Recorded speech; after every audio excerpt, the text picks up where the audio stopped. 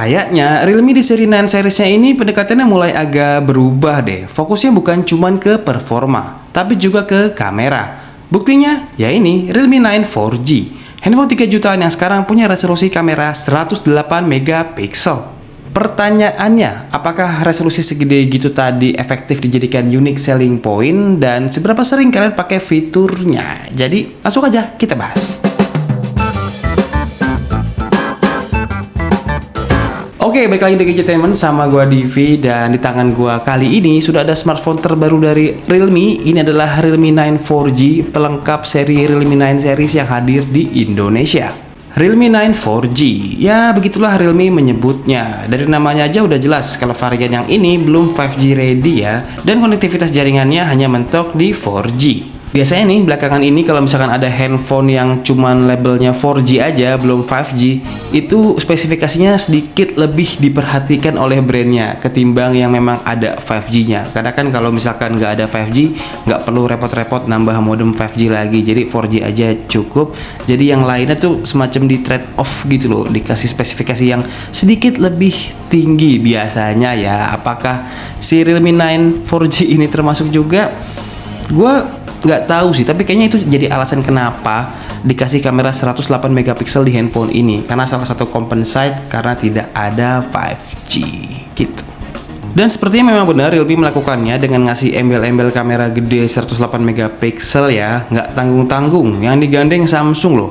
Mereka pakai chipset kamera buatan Samsung ISOCELL HM6.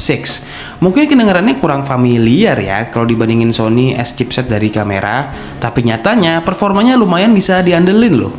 Kalau kita bicara tentang kamera di belakangnya ini ada 3 ya, 108 megapiksel yang main kameranya, terus ada 8 megapiksel untuk lensa ultra wide dan juga 2 megapiksel untuk lensa makro. Dan di sini kayaknya yang ready untuk 108 megapiksel hanya di main kameranya aja. Di dua kameranya itu kayaknya nggak bisa, apalagi kamera makro. Nggak mungkin kamera makro 108 megapiksel kan. Jadi perhatikan baik-baik, hanya ada di kamera utamanya aja. Dan menurut gue pemakaian 100 megapiksel as tools marketing ini mungkin buat sebagian orang akan terdengar seksi. Cuma kalau foto pakai mode defaultnya ya menurut gue ini nggak segitu sih. Biasanya dibagi 4 gitu, sekitaran 27 megapiksel. Karena 100 megapiksel as default mode itu sampai saat ini belum pernah gue temuin. Samsung aja kalau mau pakai fitur ini mesti hidupin dulu fiturnya. Di sini pun sama. Teknologi yang dipakainya biasanya pakai pixel binding ya, yang nyatuin beberapa resolusi foto 27 megapiksel tadi. Jadi satu kesatuan foto utuh nantinya. Ini bisa 27 megapiksel persatuannya, bisa juga lebih kecil ya, tergantung konfigurasinya. Apakah hasilnya beda dengan tanpa 108 megapiksel? Well, technically ya beda. Tapi kalau coba dilihat dari viewfinder atau layar kayak gini aja, agak susah bedainnya nih. Nah, cara ngebedain paling gampang di handphone itu dari seberapa jauh pinch to zoomnya. Nih lihat, kalau default mode ini mentok dicubit layarnya buat pembesaran cuman segini. Nah, pas di mode 108 megapiksel, itu pembesarannya bisa sampai lebih jauh loh. Sama satu lagi sih, lihat di bagian details infonya ya untuk bedainnya. Udah pasti beda soalnya kalau lihat dari size fotonya. Jadi di sini terlihat jelas kalau misalkan Realme itu pakai teknik marketing upscaling gitu ya. Jadi yang dijual 108 megapikselnya. As default sih nggak bakalan segitu, karena nyatanya untuk pakai fitur ini ya kita harus hidupin dulu si toggle-nya, pindahin 108 megapikselnya ke yang ada buttonnya. Kalau misalnya kita langsung pencet snap and shot gitu, itu bukan resolusi 108 megapiksel gitu. Buat hasilnya sih surprisingly yang bikin gue kagum ini dari pemakaian sensor ISOCELL dari Samsung tadi, ISOCELL HM6. Di sini kalau pas kita bidik atau moto serta lihat dari viewfinder layarnya, kayaknya nggak ada yang spesial banget. Untuk render previewnya ini nggak sebagus pas saat kita selesai jepret dan lihat hasilnya. Pas hasilnya udah tertampil, baru deh bisa kelihatan seberapa powerfulnya chipset kamera ini. Gambarnya bisa di-enhance lebih bagus, bagian detailnya juga cukup bisa dijaga dengan baik. Terus nggak cuma buat di kondisi cukup cahaya nih, pasti pakai kondisi low light juga hasilnya oke loh untuk ukuran kamera handphone 3 jutaan. Sayangnya sensor kamera ISOCELL ini jarang banget dijadikan USP atau bahan jualan sama promotor. Rata-rata promotor tuh lebih sering ngegoda konsumennya dengan sesuatu yang berbau angka dan besar. Makanya kayaknya Realme di sini pakai 108 megapiksel kamera ditaruh di bagian belakang untuk ngegoda calon customernya. Kayak misalkan ke counter handphone gitu, kalau misalkan langsung ke counter ya ada konsumennya ibu-ibu atau bapak-bapak atau mas-mas gitulah. Terus nanya handphone ini bisa apa? Pasti promotornya jawab, handphone ini punya kamera 108 megapiksel. Itu lebih gampang dijual dibanding harus ngasih knowledge ke konsumen. Handphone ini pakai sensor kameranya bagus loh pak, pakai ISOCELL HM6. Dia pasti akan lebih bingung. Padahal menurut gua kalau misalkan itu bisa dijadiin bahan jualan juga, ini bakal jadi kombinasi yang mematikan sih untuk orang akhirnya cepat closing dan beli handphonenya. Si promotor juga targetnya tercapai juga. Jadi buat teman-teman promotor dipikirin lagi, siapa tahu teknik yang tadi pakai ISOCELL HM6 dijadikan bahan marketing itu bisa jadi bikin jualan kalian laku juga. Jadi perbanyak lagi belajarnya, digali lagi infonya, jadi makin pintar knowledge-nya, makin tahu harus jualannya kayak gimana. Anyway, itu tadi adalah pendapat gue tentang kamera 108 megapikselnya. Untuk dua lensa lain lagi, si ultrawide sama makro, ya kayaknya tidak ada bedanya sama seri-seri yang terdahulu ya. Jadi mungkin hasilnya juga nggak terlalu signifikan. Sekarang kita akan coba masuk ke bagian prosesor dan performanya. Prosesor di handphone ini pakai dari Qualcomm ya, tepatnya Snapdragon 680. Gue lihat-lihat prosesor ini kayaknya lagi banyak banget dipakai di beberapa smartphone mid-range rilisan terbaru nih, termasuk di Realme 9 4G ini. Cara user experience prosesornya yang gue rasain ini termasuk cukup gegas dan gesit ya. Kebantu juga dengan refresh rate yang udah support 90Hz ini. Dipakai untuk ngegame pun kategorinya masih playable. Nah, biasanya orang-orang itu suka langsung skeptis gitu kalau misalkan lihat handphone harga sekian cuman pakai Snapdragon kepala 6 dibanding-bandingin sama yang kepala 7 lah atau kepala 8 lah. Man, it's a different.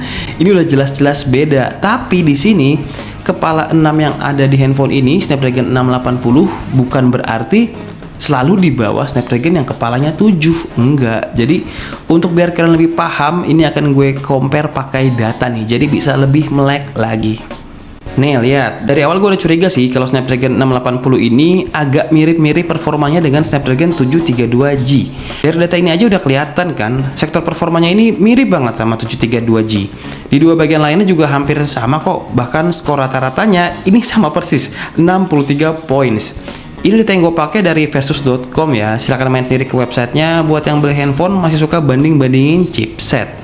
Selain angka di atas kertas, yang perlu diperhatiin kalau misalkan kalian suka compare-compare kayak tadi, itu udah pasti user experience-nya. Karena percuma angka-angka tadi berbicara kalau misalkan kalian ya memang udah suka sama handphonenya, user experience-nya udah bagus gitu. Jadi tolonglah belajar jujur dan jangan denial. Kalau misalkan handphonenya bagus ya bilang bagus, tapi kalau misalkan nggak cocok dan mungkin belum serak, ya mungkin memang ada faktor lain yang nggak ada di handphone ini yang bisa kalian dapatkan. Jadi kalau mau beli handphone itu dipikirin juga faktor kayak gitunya, karena kan bukan dipakai untuk jangka pendek doang kan, kecuali kalian sultan, itu lain cerita. Tapi kalau misalkan memang dipakai dan dibeli sesuai kebutuhan, alangkah baiknya dipikirkan juga user experience-nya sebagai kenyamanan yang dipakai sehari-hari ya, dari cara gulir-gulirnya, layarnya enak apa enggak, terus juga handphonenya ini punya fiturnya apa aja, semuanya diperhatiin. Jangan cuman mandang angka di atas kertas atau di atas layar komputer kalian aja.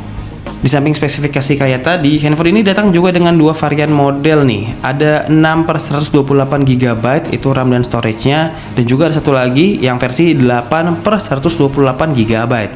Dua-duanya masih bisa di-expand memorinya pakai micro SD ya. Dan kalau untuk RAM, Realme punya yang namanya DRE, Dynamic RAM Expansion. Itu loh fitur untuk nambah RAM secara virtual. Ini bisa dipakai untuk kalian yang butuh. Dan yang menurut gue selalu bisa diperhitungkan dari handphone Realme itu adalah kemampuan chargingnya. Ini bisa gue bilang salah satu yang terdepan, unggul gitu dengan super dart charging atau dart chargingnya itu, dan kapasitas yang dibawa dari chargernya juga itu cukup besar. Di sini kalau nggak salah 33 watt deh. Dan Realme itu selalu konsisten dalam bagian charging ini, selalu ngasih experience ngecas yang cepat. Mungkin buat sebagian orang terdengar ya apa sih, gue nggak perlu, tapi ada di luar sana yang memang butuh ngecas cepat supaya bisa sering pakai handphonenya tanpa sering-sering atau tanpa suka nyolok ke power bank pas lagi dipakai gitu. Dan Realme menurut gue di sini cukup cerdas ya, selalu menyempatkan fitur ini di handphone line up-nya mereka. Nggak terkecuali di handphone Realme 9 4G ini masih dapat charger. Gue kan selalu ngeluarin jokes ini karena brand sebelah itu nggak ada charger. Jadi masih dapat charger. Untuk baterainya 5000 mAh-nya ini dikawinin sama charger 33 watt tadi, bakal bisa ngecas perangkatnya dengan cukup cepat. Untuk waktu pengecasannya ini mungkin di bawah 1 jam ya, sekitar 40-50 menit gitu udah penuh. Dan menurut gue konsistensi Realme sebagai pemain besar dalam faktor fast charging ini justru patut diapresiasi. Karena emang ini salah satu fitur favorit orang kalau misalkan beli handphone Realme. Walaupun pengembangannya ini ikut kakaknya ya yang hijau ya you know lah. Nah kalau misalkan untuk layar, pendapat gue ini, gue jujur nggak ada komplain sih buat layar sih. Layar ini Full HD+, terus juga udah pakai Super AMOLED 90Hz juga.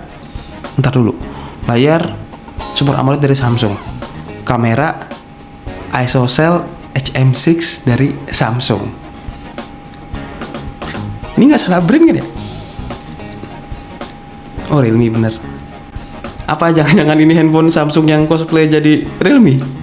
Enggak, ini bener handphone Realme, bener. Ini layarnya cukup aduhai dipandang mata nih. Reproduksi warnanya bagus, hampir nggak ada celah lah untuk sektor ini. Belum lagi ini juga dilapis Corning Gorilla Glass 5 yang ketahanannya udah pasti teruji. Cuma kalau boleh masukkan dikit, ini dagunya dicukur dikit lagi kali jenggotnya ya. Masih agak tebel kelihatannya nih. Nggak ganggu sih sebenarnya. Cuma andai bisa lebih tipis lagi, it will be great. Terus apalagi ya? Oh desain, ya desain ini masih sebahasa sama Realme 9 series yang lainnya. Tapi pengecualian buat yang ini warna Meteor Blacknya gue cukup suka dipakai dan dipegang, cukup oke lah. Sisanya ya sama seperti handphone Realme kebanyakan pada umumnya, apalagi yang Realme 9 series. Jacknya ada, portnya di bawah, speakernya satu, earpiece-nya di atas, ya seperti itulah. Jadi buat kalian nih yang Jadi buat kalian nih yang emang mau beli handphone ini, perhatikan dulu semua sektornya tadi. Handphone ini dibikin sama Realme masuk ke kelas mid-range, memang ada alasan tersendiri dengan semua fitur yang dibawa tadi. Dan untuk ukuran handphone 3 jutaan, bahkan pas flash sale kemarin itu bisa sampai 2,8 juta, dapat kamera 108 megapiksel walaupun harus pakai teknologi pixel binding tadi. Ini cukup oke sih. Satu notes yang mungkin perlu kalian catat atau kalian mau denger gitu, kalau misalkan beli handphone ini, perhatiin si ISOCELL HM6 tadi. Itu bakal berguna banget buat kalian yang suka foto-foto, beneran deh. Dan udah, kayak cukup segitu dulu pendapat gue pribadi tentang si Realme 9 4G ini. Kalau misalkan kalian ada pertanyaan seputar handphone ini, silahkan tulis di kolom komentar di bawah. Kita diskusi bareng-bareng. Dan kayak cukup segitu dulu video kali ini. Semoga teman-teman suka. Jangan lupa di like, di share ke teman-teman kalian. Bilang kalau misalkan Gadgetemen bikin video baru. Dan akhirnya tadi cabut. Sampai ketemu di video berikutnya. Bye-bye.